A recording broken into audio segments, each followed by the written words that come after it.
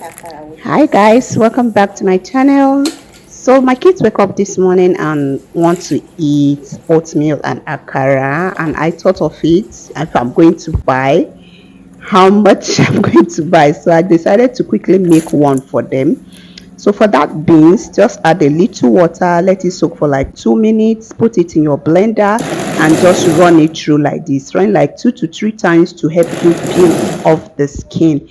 This is real quick, guys. So after running it through your blender, just carefully sieve out the skin like this, okay? You just repeat the process until all the skin of the beans are totally washed out and your beans will be looking so clean and fresh just this way. So after that, leave it in the water again for like 15 minutes to soften a little.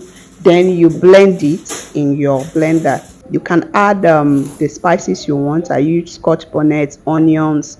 I think that is all you need for akara. You don't really need much, but if you want to add maybe chili pepper for some color, you can go ahead, but I'm not adding it. So after blending, you only add some little salt, stir it properly and add to your hot oil, guys. So sorry I could not record that space because I thought it was actually recording, but I realized it did not. But I already have a full video of how to make akara, okay?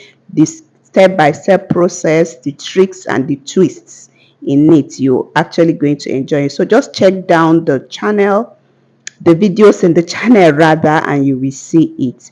So this is it, guys. We are done with the frying, though that first batch is off and second batch is there cooking or frying.